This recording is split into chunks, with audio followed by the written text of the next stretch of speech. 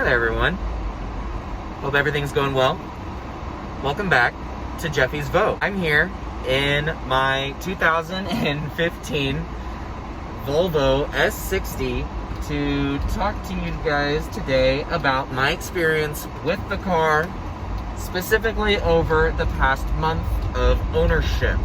Let's start off with the positives first. The first thing that I can really say about this is the first thing that you really want to know about any luxury vehicle, and that's what kind of power you're getting out of it.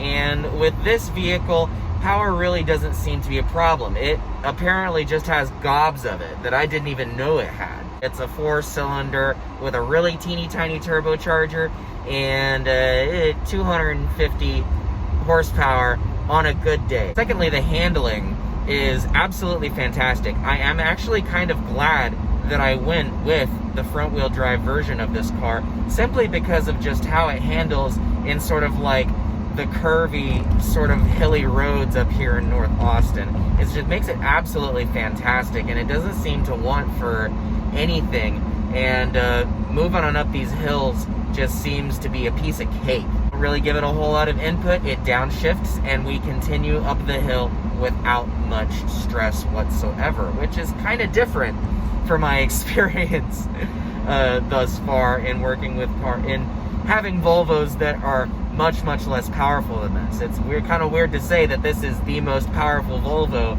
that I have driven, and it's a 2015 kind of base model-ish S60, you know? So I don't really have a problem in saying that despite taking the downgrade in number of cylinders, I feel like this is doing a whole lot better than the 5-cylinder non-turbocharged white block engine in my 850 ever did have. Now, amenities are something that comes up a little bit next. This one, you know, it's not like the 2011 SUV that I was taking a look at, the XC60 back in that previous video, but this has just a couple of more amenities than that, but not entirely too many.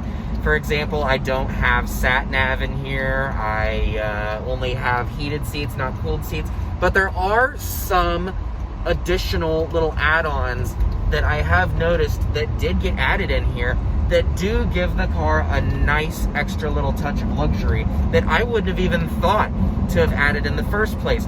For example, the wood grain accents and the sort of the aluminum and rubber sort of racing spec brake and gas pedals down here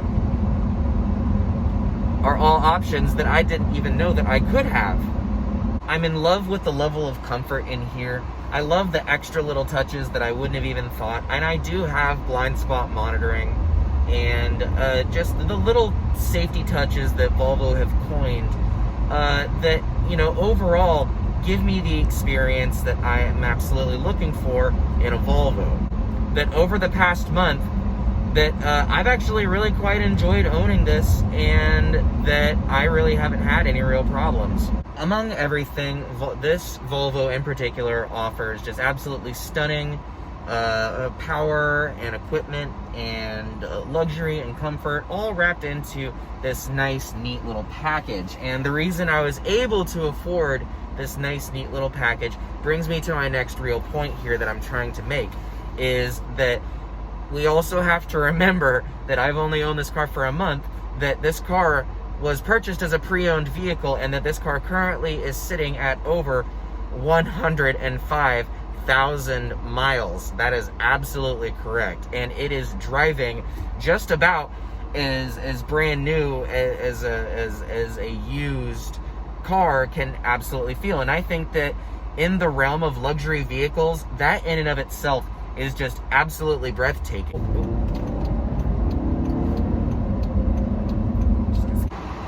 However, I do want to let it be known that, one, had the previous owner not taken so good of this car, and two, had Volvo not made it so accessible and easy to keep this car maintained and in such a good shape as it is, despite having, you know, over 100,000 miles on it, I do not believe that this would really be a viable platform, which brings me to some of the reasons why I really wouldn't recommend this car. Reason number one being that I kind of already see how the Volvo sort of vibe, the ghost that has haunted Volvo since the early vehicles, since their earlier cars, is sort of kind of cropping up in sort of the interior of this car. And that is, I'm noticing just kind of like the seats are kind of wearing in. Like, finally, it's, again, this car has over 100,000 miles, and so like these are things that are like nothing to really snort at, but these are just a few things that I have noticed that maybe the car might not be so great as people make it out to be. You know, take it with what you will, but also bear in mind that this car does have over 100,000 miles. Have I said it enough by now? You have like a couple little scratches in some of the painted plastics that are inside of here, and I find that the aluminum little trimmings bits in here, like take fingerprints and scratches, you know, like crazy, like absolute crazy. And I even have like a handy dandy little microfiber cloth in here. If while I'm driving and I see a little fingerprint or something, I can just kind of really quick and put that back. You know, I kind of find myself doing that in here just because everything is so nice and shiny still. Another thing that kind of leaves a bit to be desired is that I know that even in my previous Volvos, even in my 242, I was able to get the cab of my Crate Blue Voodoo into the trunk without really fearing about messing anything up or scratching anything. And with this car, it's a completely different story. I think that there is a bit of trim that I can get that goes over the painted plastic that's right there on the edge of the trunk, and just the entry to the trunk is just very, very small. It leaves a lot to be desired compared to previous models. I'm not gonna lie about that. It really does irritate me that I can't get as much into the trunk of this car as I used to the older versions of this car. This just feels a lot more solid at 100,000 miles than any of these other Volvos that I've had at 100,000 miles felt. But I think that that is namely due to the fact that this car was so loved and well taken care of and well preserved by the previous owner. And that can, and I think that that can only be chalked up to you know, the fact that the previous owner loved this car enough to want to take care of it rather than just throw it away and trade it in for an even newer car, as it is so very easy to do in this day and age. Careful, BMW, that's a big bump.